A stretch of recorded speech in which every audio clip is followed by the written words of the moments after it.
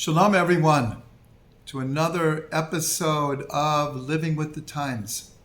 Today is the 12th day of Elul, and it is the yurtzeit of one of the greatest of the Hasidic Rebbes, Rabbi Simcha Bunim of Pesishcha. He had many students that went on to be great Rebbes, and he had tremendous influence. So here is a story about him, and something that we can learn for this time of the year. So at Pesach time, thousands of people would come to be in Pesishcha with Rabbi Simcha Bunim. But of course, he could not have all of these people at his Seder.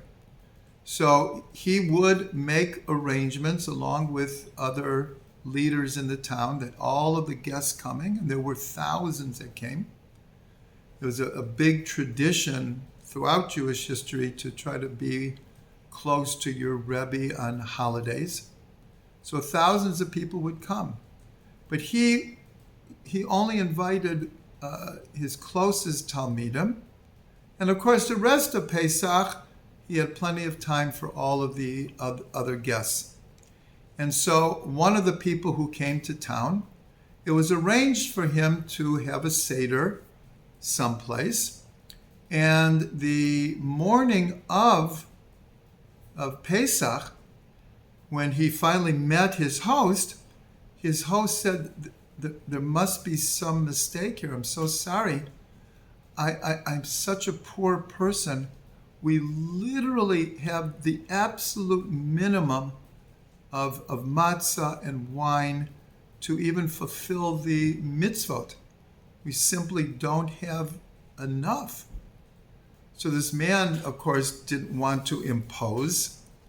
So he went to one of his friends who was one of the main students of Rabbi Simcha Bunim, and his name was Rabbi Yitzchak of Vorki. He later became a great Rebbe. And from Vorki also comes the whole dynasty of Amshinav. And so this Rabbi Yitzchak of Vorki, he was invited to Rabbi Simcha Bunim's Seder.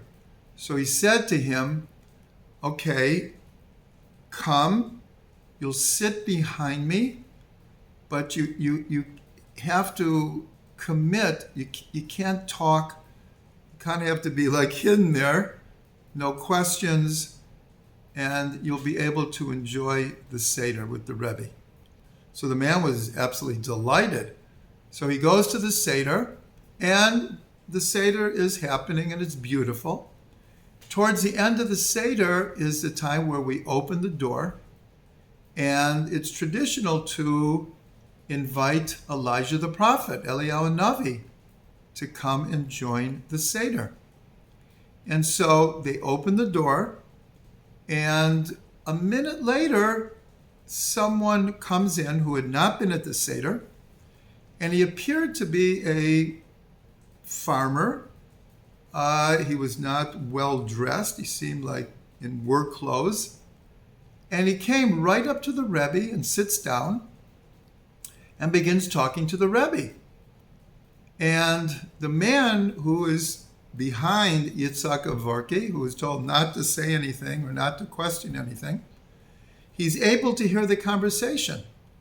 And the conversation, the man is talking about his fields and his animals and the prognosis for the weather. And the man is like amazed, like, what is going on here? So he turns to Rabbi Yitzhak of Vorki and he says, who is this? What is going on here? And so Rabbi Yitzhak reminded him that he wasn't supposed to talk or ask questions. He said, but since you're asking, what I can tell you is the following. You see one person, I see another person, and I guarantee you the Rebbe sees someone else altogether. And that's the whole story. So what can we learn from this? And this is an explanation from Rabbi Yitzhak Ginsburg. And he says like this, and the reason I'm telling this story is it's so applicable to the type of soul searching that hopefully we're all going through in the month of Elul in preparation for Rosh Hashanah and Yom Kippur, and of course the joyous days of Sukkot, Hoshana Rabbah, and Simchas Torah that follow. And that is when we look at our lives, when we look at the way that we look at the world, the way we look at other people, the way we look at God. There's one level where we see very superficially. We see like this farmer coming in, and that's what we see. We don't see any deeper. And that's how a lot of us experience life.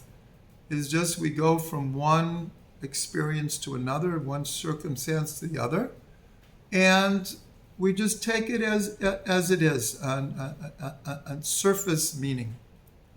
But then, especially with other people, when we have relations with other people, we see that they are souls.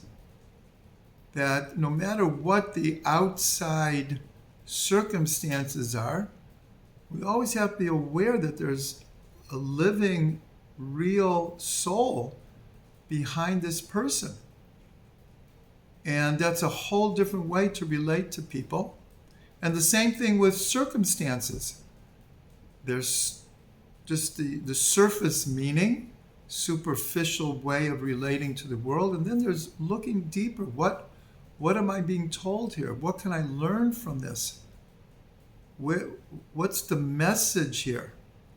And then the third is what's called seeing to the soul root.